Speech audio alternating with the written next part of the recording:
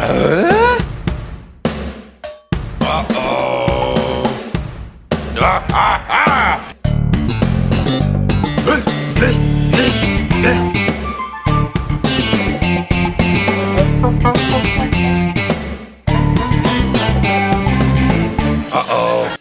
everybody know what time it is? Home Impodcast time. That's right. Binford Tools is proud to present a Home Improvement Podcast. My name is Adam. You'll know my co-host, Jordan. Hiya, Jordan. Boo. Did that scare you? Did I get you? Are you in this? Did you come to Milwaukee? Oh man, you're freaking me out. Yeah, I thought we should do a live recording. So that's awesome, man. I saw the Blair Witch Project at a local movie theater last night, and what you just did was as scary as anything in that film. I've always been a scary person, so that makes sense. Jordan, what's your opinion on found footage films? Have you ever seen one? I've never even really heard the term until you just said it, but I understand what you mean. Mm-hmm. I don't know if I've ever seen one. Okay, it's mostly horror, so I guess that makes sense. Yeah, I'm not a big horror fan, so... Yeah, you don't even read Fangoria, right? You make that joke again. It was so good the first time. What were those... Oh, man, I feel like there was a scary movie. What was the scary movie? It's not a good one. Cloverfield. Never. No. Okay. So no opinion really on found footage horror. I mean, if you don't know what they are, perhaps it's extra scary because you're like, is this a true story? Oh. Yeah. Well, that was the whole thing surrounding the Blair Witch Project. People thought it was it was real. It's an interesting film, Jordan. They just go hiking, and I don't want to spoil it for people, but they don't make it out of those woods. I gotta say, a lot of people go hiking, so they ought to be careful. I know, yeah. But, we're not here to talk about Blair Witch or hiking. We're just kind of here to talk to each other intimately. Do some inside we're just letting bits, everyone jokes. listening. Everyone's going to listen in, but we're going to be intimate. Yeah, we're going to be intimate. Eventually we'll talk about home improvement. Before we do that, Jordan, just kind of thought maybe this was a good opportunity for me to riff on fall a little bit. We've been talking about it for weeks. Yeah. Today seems like the right day for you to riff. So I'm just going to go ahead, and you can jump in as you see fit. But sure. Jordan, fall, for me, it means any number of things. Horror films, leaves falling. Can I let you in on a secret? Yeah, go ahead. I haven't watched any Halloween-related content this year. Disappointing, but perhaps understandable. Yeah, I didn't really even think about it until yesterday, and I wondered to myself, what is life? I watched a couple of scary episodes of Boy Meets World this morning, so that just shows how far on the opposite ends of the spectrum we are right now. Because I sat down and I watched one, and I was like, that's pretty good. I better watch another one, and I could have kept going, but I'm sorry to hear that. Are the Halloween episodes of Boy Meets World as good as the Home Improvement ones?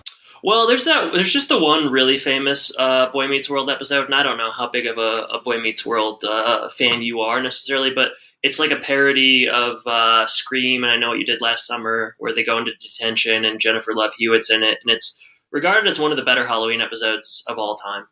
Are you familiar with that one? Wow. No, it sounds made up. It's pretty good. It's actually pretty scary for, Boy Meets World. Kids TV show? Yeah, it's pretty good. So I watched that one today, and then there was another one where, Jack, which is one of the Lawrence brothers, I'm going to say Matt, he dates a witch, and Eric is just like, hey, man, you can't date a witch. That's bad. And he's right. You've dated some witches in your time, Jordan. Let's not go there. You know what I was just thinking? You know how the Twilight Zone does marathons on New Year's Eve and July 4th? I sure do. Why don't they do it on Halloween? I don't know what started okay, I know that it was originally New Year's Eve was like when they did it, and I don't know what started that. And then they upped it to the 4th of July, which is like, okay, I don't, like, is there something patriotic about the Twilight Zone? Twilight Zone is America. Perchance, I don't know. But yeah, you're right, they should. That would be cool. Let me reach out to Sci-Fi, and that's no longer SCIFI, it's SCYFY. Good rebrand, I guess. just deliberately misspelling. That just seems. I all of a sudden I don't know when it happened, but I was going through the channels and I saw that, and it just really seemed like a pointless rebrand. Kind of like when ABC Family became Freeform, I believe. Well, it's no family show anymore with all the stuff they got on there. I guess if you're sci-fi, perhaps I'm not. Let me go on record. No, let's just put that out there. I guess if people are searching for that online, you're getting like the generic stuff for sci-fi. So maybe this is less generic. Hey man, that's one theory, I guess. I don't know. It's not a good one. It's a theory, and I do you still have connects at Sci-Fi or no? We kind of had a falling out. Okay, yeah, I didn't remembered that that was a relationship that didn't necessarily end well. But yeah, I mean, back to fall. So like, I'm thinking horror movies. I'm thinking, you got your warm beverages. Who doesn't love a little PSL action? Which pumpkin spice lattes people have kind of taken to making fun of, and they become like a moniker for privilege and a certain kind of basicness. I say just take a drink of one, and I think you'll see where these people are coming from, because they're pretty good. I've got maybe surprising news for you. You're allergic to pumpkin and spice and lattes. No, my wife is allergic to pumpkin. I love pumpkin. Okay. But yeah, for once I'm not allergic to something. You guys are the biggest drag, perhaps. It must be horrible to eat out with us. It must be terrible. It's like, I'm allergic to everything, and then everything I'm not allergic to, my wife is also allergic to. So yeah, I wonder what's going to happen to my poor child. Bless the child, that's all I can say. So you think about fall, you think about horror, you think about warm beverages. Obviously, the leaves are going to come down. And some people do various things with the leaves. Some people will put them in bags that have jack-o'-lantern faces on them. Some people will put them in piles and jump in them. Some people, seemingly people on my street, will just kind of brush them into the road and make it hard to parallel park. That sounds about right. Yeah, I remember jumping in a few piles of leaves back in the day. That was a good time. It's funny. You sometimes act as if you've been out of Michigan for 30 years. I haven't done that probably in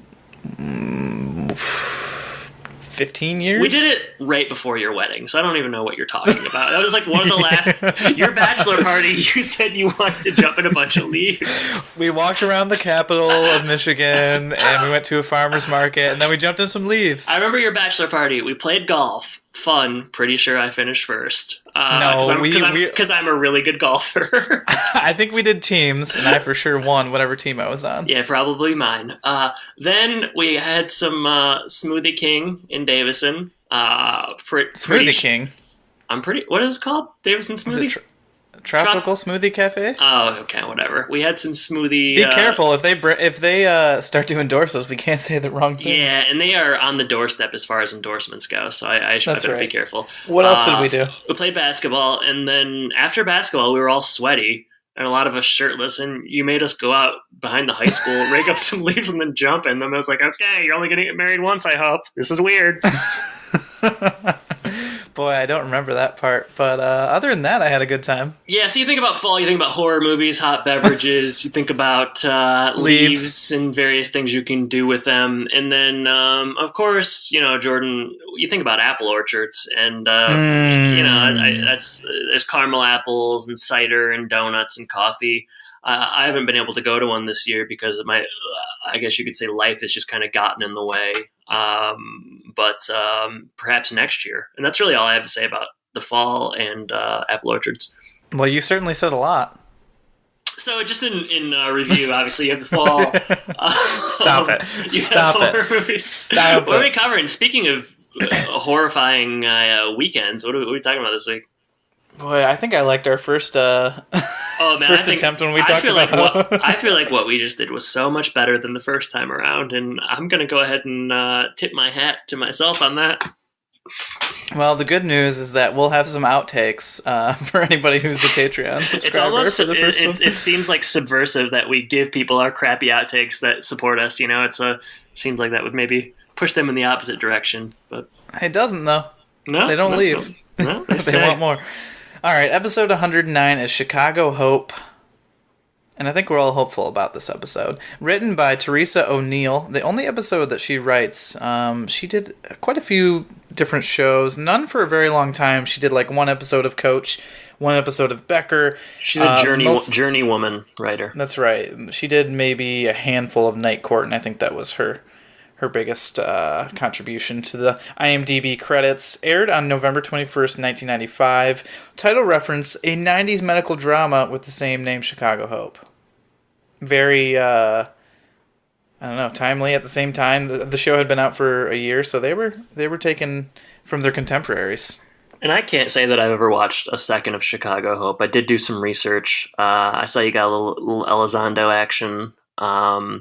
Little Adam Arkin, and then we commented earlier, Jordan, that there must have been a boom of Chicago medical shows, because this is there's ER, which is also in Chicago, and then you have Chicago Hope, and even now you have Chicago Med, I think. So I work in the big city, and it is a dangerous place, so it makes sense that these hospital shows do so well. They got so many people coming in and coming out, so lots of footage. You know what you have a lot of this week? Alternative titles. Yeah, a lot of good ones. So why don't you go ahead and lead off? First one, Sex and the Big City. Oh.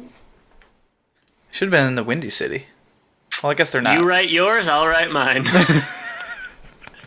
I was really misled by this episode. I thought they were going to be in Chicago, but they never actually get to Chicago. It's very confusing. Are you sure? Yeah, it's in Detroit. Oh man, okay. I have some questions then. That was right. It was kind of vague, but we'll get into it. I didn't catch that to the second time around. All right. Okay. Sweet-ish massage. Stepping in the shiatsu. So deft. Adam, you know what they say? Don't mix business with pleasure. It's a good one. This is you'll like this one. Okay. Yeah. Urban patio, daddy-o.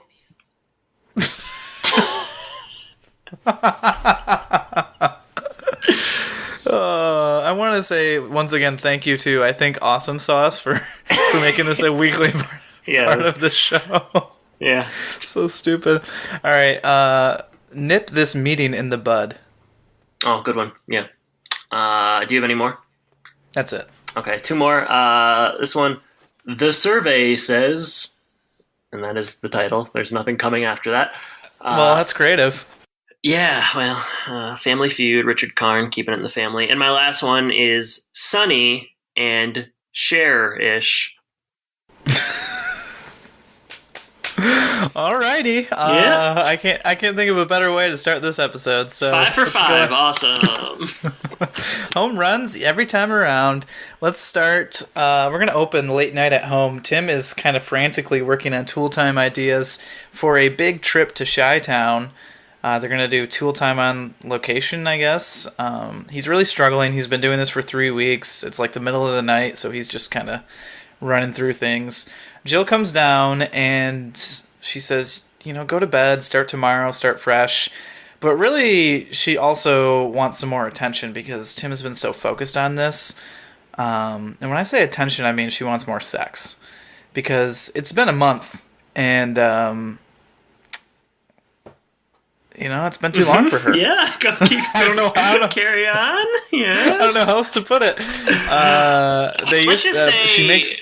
Jordan, her engine's revving, and she's ready for Tim to put the garage. I can't say it. Forget it. One thing I wanted to clarify here: you said that they're doing a tool time on location. It was my understanding that this was about expanding their market, and they're going to expand. They're going to show the program in Chicago. Okay, so they're not actually going to go there. They're not going to actually go there. They're just going to have ideas for what the Chicago audience would like. Yes, that's my understanding. All right. Well, you understand correctly, probably. So, to get back to the sex, they used to do it every 2 days. So Tim passes the blame here, which he often does. She's been at work and at school, and Jill brings out the survey here that says couples do it 5 times a week, and Tim says, with each other? Yeah. Which I laughed at. Yeah, good joke. Not all couples, but some couples. And That's right. We'll meet one of those couples later on. Well, we'll at least meet half of them. So yeah, I mean, that's kind of the start of the episode. Jill wants some more action, and Tim is kind of distracted here. Yeah, we saw them almost have sex last episode, so I'm not really buying this whole thing. Well, Mark got in the way. Was it Mark? It was Randy. Well, Mark probably got in the way, too. Mark was under the bed listening. But I think they say that episode was about 3 weeks ago, so. Okay, all right. Next scene. Kind of an interesting start here. Running gag? I guess, yeah. Brad, he goes in and he drinks the apple juice, finishes it, but then puts an empty container back in the refrigerator. Dirtbag move. Dirtbag move, but this seems like a thing that happens. Maybe in your house. Not in your civilized quarters. No way, man. Mark and Randy come in. And it turns out that there's a girl crushing on Mark, and he wants to get rid of her. Randy says he should just be himself, and she'll, eventually go away. Tim and Al enter, and they're working hard on planning for this Chicago. I'll just call it the Chicago deal. I don't know, but it seems to be harder than it should be. They are just really struggling to come up with ideas. Everything's been done before for them, I guess. I don't know. I mean, we've seen them repeat the same things 3 or 4 times, so I guess I buy that. But yeah, Al says maybe they should get the opinion of a younger viewer, and Brad suggests they do a salute to Heidi. So this seems exactly what Brad would want. I knew he was going to say that. What happens next here? So Tim and Al head over to the table. Tim says, I need to finish by 11 or 11:30 or something because I have some work upstairs. Al is not going to leave well enough alone. He really presses until Tim eventually, kind of tells him what the situation is. They're talking about this. Tim is sort of complaining. Eventually Jill comes down the stairs and hears the conversation. And she's mad, but she's not as mad as she could be. And that's the theme this episode. She never gets as mad as I might have expected her to get. Al eventually he remembers that it's his one time a week to have sex, so he bolts it out of the house. It's a raunchy episode, Jordan. It is, but this is kind of a funny scene because, Tim and Jill are kind of arguing in front of Al, and Al accidentally inserts his foot into his mouth, basically, and then gets out of there. So, no, I thought this was a funny scene, too. At least the second part of it. Not the first part of it, maybe. So You didn't like the apple juice stuff? Ha-ha! Apple juice! Talk about an intimate joke. Yeah, seriously. No, I it was fine, but it wasn't as funny as some of the other stuff. Just the awkwardness that goes into that, I think, is pretty good. There's some more Chicago ideas going on in the next scene here. What do all Chicago people have, Adam? I mean, I don't know who wrote this necessarily, but hey, I've spent a lot of time in Chicago. I'm yet to see a cockroach, but I would venture to. You're going to see more cockroaches in Detroit than Chicago, FYI. If you want to see cockroaches, come to Florida because they're everywhere. Yeah, but we get a lot of recurring cockroach gags, which that's right. Maybe Chicago was viewed as being really dirty in 1995. I don't know. Maybe that was a thing. Maybe. But they do make note that half of them are apartment dwellers, so they try to riff on that. They care about safety, which I think is a good idea. They care about safety, but then Al goes for a show about peepholes. Yeah. Not the greatest. No. Al's next idea is about fire escapes as urban patio daddios. That's a really good idea, actually. And before I knew that was what they were going to use, I was kind of impressed by it. I could see that being something that catches on in our current landscape. I think it would. So Bud comes in, and he wants to hear their ideas. He gives Al a shaft again. I think he just, Al tries to shake his hand, but he just neglects it. So he's still doing this. He gives Al an actual shaft? Is that what you're saying? This episode is even more sexual than I knew. Tim steals Al's idea here, and Bud likes it right away. There's a little bit of argument about whose idea it is, and Bud basically says we're a team here. Yeah. But there's a little bit of a conflict because This they're was going where to I meet got confused. Everything's confusing from this point Yeah. forward. Mike, the station manager, I think, of Chicago, is supposed to be meeting them today to talk about these ideas and seal the deal. Yeah. Instead, he has to push it till tomorrow because of a scheduling conflict. Well, that conflicts with Tim's plan, which is to have a weekend getaway with Jill. And, hate to say it, but Tim mixes business with pleasure. Oh, big mistake. Oh. Big mistake. He's done this before. Let me clarify. So, like, Tim's weekend getaway in Chicago? I'm pretty sure that... So this place that they go, I think, is in Detroit. Okay. Were they ever... I thought it was... I thought it was in Chicago, but then I listened the second time, and they talk about this new hotel in Detroit that's like a Japanese... Yeah, and place. I mean, that explains the Wilson thing, which I had a real problem with. Because that was... I was going to have a really big problem with it, too. Yeah, I thought... Well, we'll get to that. But, okay. It's weird. It is sort of confusing, because I was under the impression that they were going to Chicago to see Mike, and Tim had kind of also decided it was going to be a romantic weekend in Chicago. It's a little bit muddled. I mean, ultimately it doesn't matter, but it was a little confusing. Yeah, it was going to be harder to believe. So when I caught that the second time around, I guess it was a little bit easier. So Tim and Jill, they arrive at the hotel. There's an authentic Japanese bed, and like everything is laid out authentically Japanese. So they have to like roll out their mats to sleep and all this kind of stuff. It doesn't seem like it would be that fun for me. I was kind of wondering, are there places like this? Like, it seems like a very niche market to me, and I can't imagine that this would actually happen in Detroit. But man, 1995 Detroit, it was a pretty enlightened place. Real welcoming. So, Jill is excited about this. Tim is kind of not. Like, he's not excited about sleeping on the floor or anything like that. But Tim is excited about getting into the jacuzzi with his wife until the phone rings, and guess who? It's Bud, and Mike wants to meet early, so he has to kind of ditch his wife. And this is going to be the problem for the rest of the episode. Tim, has the chance to kind of come clean to his wife here, and he lies and says they have kimonos downstairs, and he has to go get them, and then he proceeds to leave for the next 10 hours. Yeah, I was thinking two things. One, Mike is very flexible. At the end of the episode, he's like, family comes first, relationships. But up until the very end, like, he seems like pretty demanding.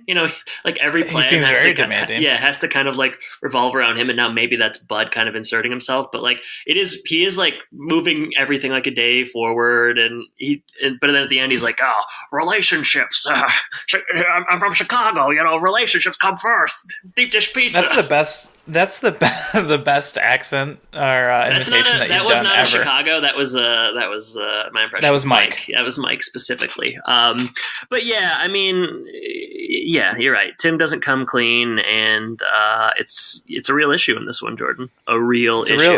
Business and pleasure. Bad combination. Tim goes downstairs. He bumps into a woman and then tries to bow to her at the same time that she bows and hits her on the head.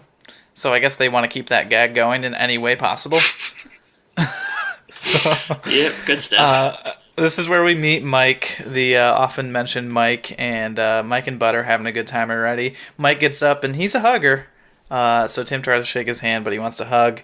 Mike is a big personality, and I think, as you said, he's a little inflexible. He wants to be wooed, it seems like, by Tim and Bud here. Yeah, it's the whole, like, I don't know, I feel like TV shows often do this, and maybe this is how it actually is. I don't know a lot about the business world, but, like, this is often a plot where, that's because you're an academic.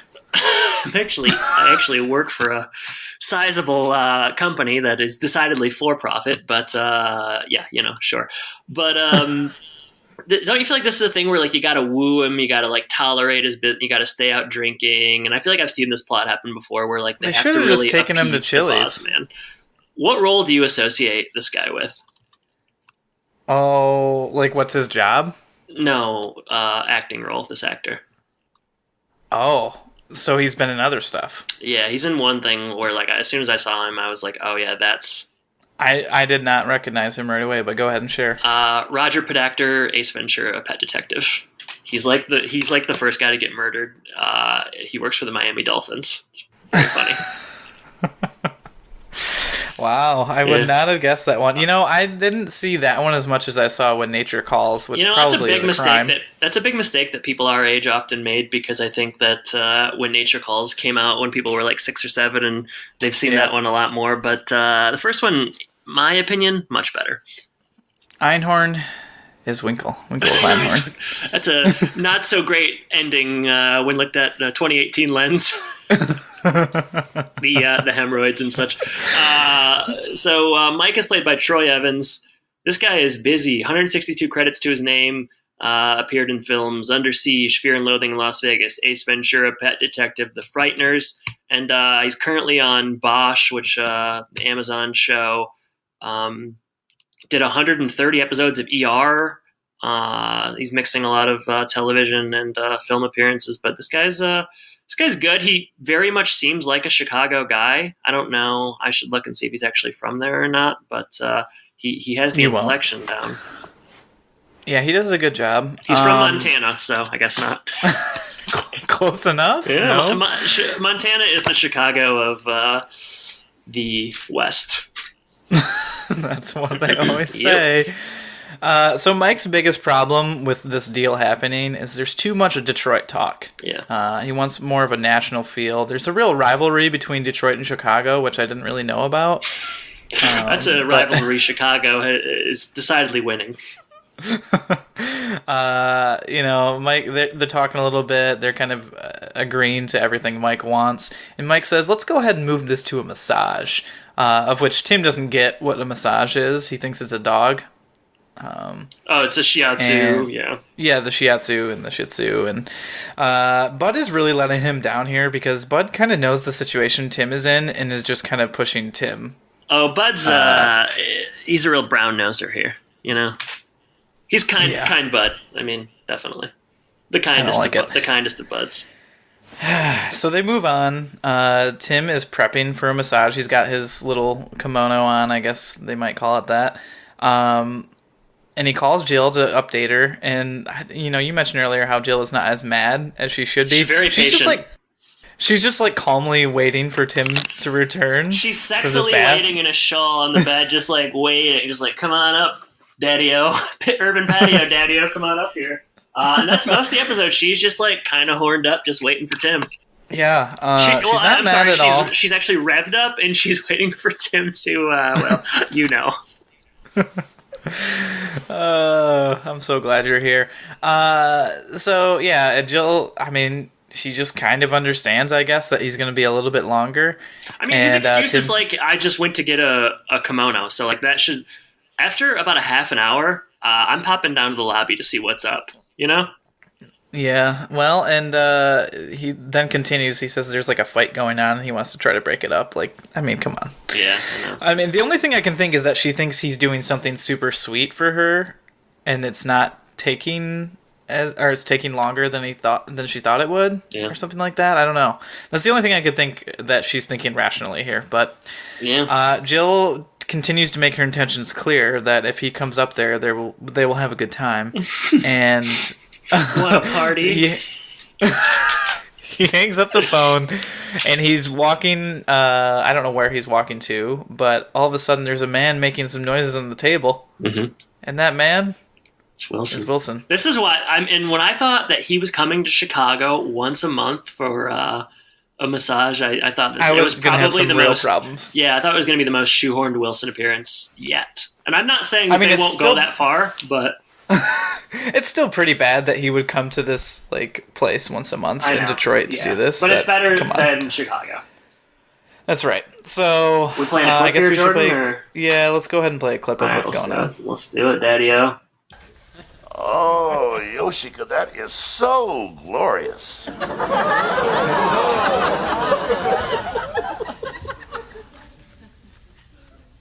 Wilson? Tim? What are you doing here? Well, I come here once a month for an herbal facial and an acupressure massage. Oh, what are you doing here? I'm here for a romantic weekend with Jill. Oh, where is she? She's up in the room by herself. That sounds very romantic. Well, I kind of got roped into a business meeting, so I made an excuse and slipped down here. Well, I'm reminded of a Japanese saying, Utsotsuki, komono ga kaji. Yeah. What does that mean? Well, roughly, liar, liar, kimono on fire. Wilson has nothing of substance to say whatsoever. I don't really know why this scene exists. Liar, liar, kimono on fire. That's it. And then he's just like, apparently is just awkwardly getting massaged in there while Tim and his two potential coworkers are getting massages as well. It's pretty strange. I don't really know what this is for. Yeah, I kind of wish he was still there. Like, so when the three of them are getting the massage in the next scene, he's gone. You know what they should have done? It's kind of disappointing. Wilson is the masseuse. And he's rubbing Bud. He's rubbing Mike. He has to do all three. Those doughy obliques, you know? That would have been a better idea. No, that's right. Good, yeah. So they warn, they being Mike and Bud, warned Tim that shiatsu massage, if you're not used to it, it can be pretty painful. And so we get a lot of those jokes. There's a Japanese woman just kind of elbowing Tim in the back. What would probably, I would imagine, feel quite good. Tim is just in agony over. He's in agony a long time. Well, Bud and Mike seem to be having a good time, so maybe he just needs to relax. Yeah, I don't know. What happens next, Jordan? I was a bit well, I guess I'm not surprised, but like, I don't know. I've had a few massages in my life. Admittedly, none shiatsu. But you don't usually keep on like a robe while you get the massage, so that was a bit surprising for me. Well, come on. What do you think they're gonna do? Just have them under the table, under a blanket. I think the idea of this kind of a work activity is a little bit strange in general. Strange? It has nothing to do with like being homoerotic or anything. It's just kind of awkward for your coworkers and you to be getting a massage in a robe or in a towel, regardless. I don't feel like you could relax if you were trying to make a business deal at the same time. No, I don't think so either. Fortunately for us, I don't know that we'll ever be in this situation. We're gonna go get a massage with like a potential sponsor. I don't know. Yeah. I don't know if Casper Mattress if this is how they seal deals, but you might have to have a sake bomb, Jordan. I don't know if you'd be ready, but. Oh, I don't think that would go well with me, but Bud is trying to close the deal here, and Mike is still playing hardball. He's like, well, let's close this over a drink and some sake. And I just like, what does this guy want? What does he want? Because when they get to the sake thing, like he immediately says as far... He doesn't want to feel dirty. Like you feel dirty if you close a deal during a massage. It feels a little too transactional. At least let me do it with my suit on. Yeah, with my pants on. Yeah. Jeez. All right, so they go back to the bar with pants on and the rest of their outfit. And again, Jill is making a call to Tim on the phone, and Jill knows at this point he's lying. She's actually in her dinner outfit because she's ready to eat dinner, I guess. Yeah, because she's been sitting in the bed for 8 hours, not eating, not doing anything, not blinking. So they're in the background. There's some bad karaoke going on. That is Sgt. Pepper's Lonely Hearts Club Band by some Japanese guys, adhering to a lot of Beatles. The stereotype that Japanese people do love karaoke. You know. That's kind of this whole episode, isn't it? Yeah. Japanese stereotypes? Well, yeah. I thought it might be worse. Yeah, I mean, it could have been. They go up. I mean, Tim is like, at this point, Mike says, like, the deal is done. And Tim's like, great, I gotta go. My wife's gonna murder me. And Mike's like, not so fast. We gotta go up on the machine next. I gotta say, Mike does seem like fun. He does seem like he's gonna have a good time. They're racking up these. I know it's all on the Binford tab. That's why. Yeah, and at this point, like, I guess shouldn't Mike know or somebody, I don't know. I guess like Bud and Mike are conspiring to really screw Tim over here. I feel Well, like. Mike says Mike acts as if he has no idea, so I don't know. But they get up on stage. Tim is unsure of the situation at first, but they start singing "Do You Want to Know a Secret?" The Ringo Starr song, Ooh, and Tim gets into it. It's pretty funny. It's a good bit. They're having a good time. They are, yeah. They certainly are. And I was envious. I wanted to be the fourth one up there with them. I like that Bud takes the lead vocals, kind of. Yeah, Bud's funny. I the addition of Bud to the show, I think, has only done good things. He's ruffled some feathers, but he's also got a great voice. So. Well, the great ones always do. That's right. Jill walks in while Tim's having a very good time, and she is no longer having a good time. I guess she probably never was having a good time. Doesn't seem like it. No, not as far as I've seen, no. So Tim goes to talk to his wife, and Mike's like, "You were supposed to have a romantic weekend this whole time?" Relationships, guys. Relationships. That's what it's all about. I'm disappointed. Nemo. He really crossed a few different types of TV shows and movies there. That was good. Yeah, so Mike talks about how like you said, have to keep the fires going at home, and he does it to 5 times a week. 5 times a week. This guy, he's steaming. This guy. Sorry, there's no other way to say it. This guy. So, and that's it. Yeah, I mean that's it for this scene.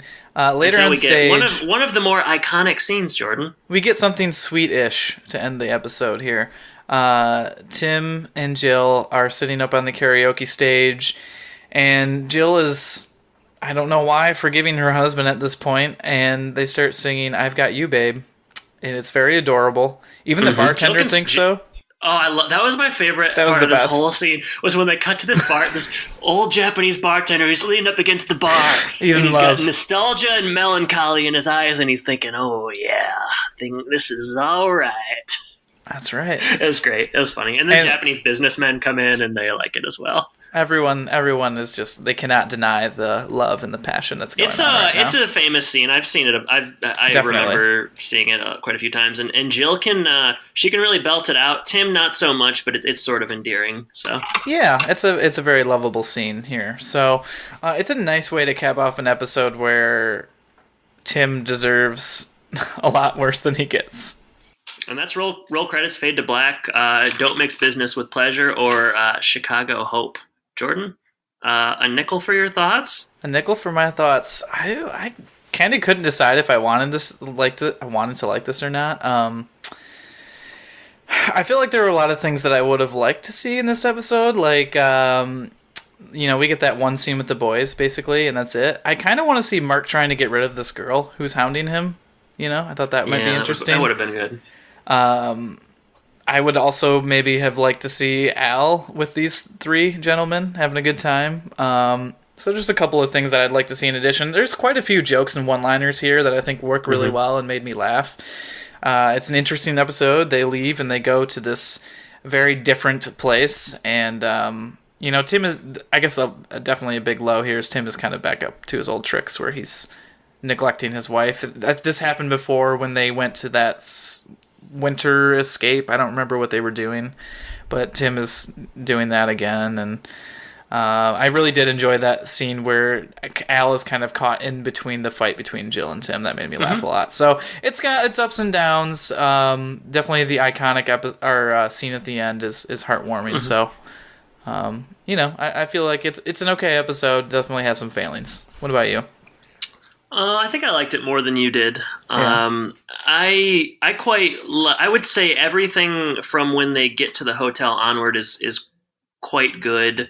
I wish maybe they would have gotten there faster, but I like Mike a lot. I think the karaoke stuff is great. There are a lot of good one-liners. Yeah, I mean, I think it's a little slower in the beginning than it needs to be, but the scene with Al is quite good. Wilson doesn't need to be there necessarily, but I laughed a lot. Like I said, the karaoke stuff's really good. It's an iconic kind of Home Improvement ending. You only get so many of those, but I enjoyed this one quite a bit. Well, good. I'm glad Lois, no hamster. Well, there's a lot of episodes without a hamster, unfortunately. So And there's a lot of episodes I'm not a big fan of. So that's true. It makes sense. There's a direct correlation between a hamster and Adam liking an episode. Amen. All right. With that, let's move to Sean's social media corner. If you'd like to reach out to us, you can go to thehomeimpodcast.com. We're on Twitter at Home Impodcast. We're on Facebook at facebook.com/homeimpodcast. If you'd like to support the show for as little as $1 a month, you'll get outtakes like a whole 15 minutes of the start of this episode that we just decided to do over. Listening to. Yeah, well, if you listen to it, you'll see why. That's right. We talk about our class reunion, though. It's really good. Way to sell it, man. But if you want to bump up your support for a little bit more, you can get a bonus episode each month, which we have not released what we're going to do for November yet, but it's around the corner here, so we should figure that out. If you'd like to support the show and you don't have any money to give us, that's okay. Just go to iTunes or your favorite podcasting app and leave us a review. Let us know what you think. Give us 5 stars. We love 5 stars. It makes us feel all warm and fuzzy inside. So, Adam? Yeah. You probably don't have a lot to share about Twitter, but I'm going to let you try. Yeah, we're recording this pretty close to the drop of our last episode, but, I will just say, if you are a fan of home improvement and this podcast, you probably should follow us on Twitter, and that's at Home Impodcast, because some good stuff coming down the pike, just good stuff. So follow us, okay? Yeah. All right. That leads us into the question of the week. Adam? Yes. How many times do you have sex a week? I got you. Oh man, no. That would be funny, because it would be funny to hear you talk about it. Oh man. All right. I'm thinking about what I should ask you. I never have. Still waiting. What does that mean? I think I'm getting close to having sex. Let's talk about sex, baby. Let's talk about you. I thought maybe some of our younger listeners couldn't handle that kind of conversation, nor do I think you could handle it properly. You informed me that you're not a massage guy anymore, so I guess I won't go down that rabbit trail. And rabbit trail. And you told me you like Asian food, but you don't want to talk about it any more than that. So I'm being selective today, I guess. You're really knocking down all the things that I want. So, I also did want to talk about karaoke a little bit, but again, I haven't done any karaoke, so that's sort of my own fault. Listeners should know that you are the antithesis of fun. I don't like to do anything, really. This podcast with you is my foray out into the world. It's the most fun thing you do. It's the least fun thing I do. You stoop down and I climb up the ladder when we do this. We go low, they go high. What's the question, Jordan? The question is, you just moved away from Chicago, but it's been a big part of your life for a really long time. 6 months. The Windy City. Sure. You want me to talk about it? I just want you to talk about some of the, your favorite things that you've done there. Any of the biggest memories. Have you... you can talk about the touristy things because that's what I'm going to end up talking about because I wasn't there for 6 months. But some of your favorite memories of being in Chicago. Okay. I go down there for work a few times a week. So, it's still a part of my life. As far as what do I like about Chicago. Don't talk about the Billy Joel concert either. Okay. All right. Really narrows it down. Yeah, sorry. Jordan, a lot of good food, a lot of good bars. As far as what do I like about Chicago, I work right on the lake, so it's very picturesque. I think the architecture of the city is quite nice to look at. So I would anyone ever visiting Chicago hop on one of those river architecture tours, and that's quite a good time. It's a big city. There's a lot going on. You got big city problems, but man, she is a wonder, that Chicago. And there are any number of great things you can do. Taking a Cubs game, a White Sox game, Bears, Bulls, concerts, Have you seen any other concerts there besides Billy Joel? Kenny Chesney, Thomas Rhett at Soldier Field over the summer. And had a lot to drink. Got kind of lost heading back to the train station, but hey, that's another question of the week for another time. But Chicago is a nice city. It's big. I like working down there and walking to work in the morning and passing all of the tall buildings because it's an experience that I wasn't sure I was ever going to have. And some people don't get to spend so much time in a big city with things going on. So I guess I feel lucky in that regard. But I liked it so much that I moved to Milwaukee. So it's got a special place in your heart, it sounds like. Yes, of course. You, your thoughts? Me? So at 2, I haven't spent as much time there, obviously, because I haven't lived there. But I've visited 3 or 4 times, maybe. And so when you go there a real expert on the city. Real expert. I know the ins and outs, but I would say, the cool thing about that is like the times that I've gone there, I've mostly got to do touristy things. Mm-hmm. So I've gotten to go see like the aquarium and go to the pier and all that stuff. I went there for a business trip once. We did not go to a Japanese-style hotel. Oh, sucks. But we did go see the Book of Mormon, which was hilarious, and that was a really good time. And go to the art, the Museum of Art. That was really fun too. And I don't know, what else did we do there? I haven't gotten to be around a lot of big cities like that. I've never been to New York. Orlando doesn't have quite the same type of giant city appeal. Mm-hmm. Detroit is, I don't know. It's nicer now than it was when we were younger, I guess. So I didn't spend a lot of time there when I was younger. So Chicago is really the only big city that I've spent a decent amount of time in. So I loved it there. After college, I thought I would look for a job there, but my wife wanted to go somewhere warm. So I guess we passed on that. So what might have been, we could be doing this live in person, looking at each other. I don't know if we'd like that or not. Well, we could try it. Jordan, the echo might be better. It's true, yeah. Well, Jordan, what might have been, but what is. That's what you got to focus on what is. And I know. I don't want to live in the past or what could have been. No, live in the present and the future. What are we covering next week? Doctor in the House? Gosh. Medical themed titles. Well, this will be good. Don't be so sure. Yeah, I saw. I know what's going to happen, and oh man, I think feathers are going to be ruffled to great extremities. Jordan, it's been a pleasure talking to you. Listeners, thank you for listening. And I guess I should say take care. Take care, everybody.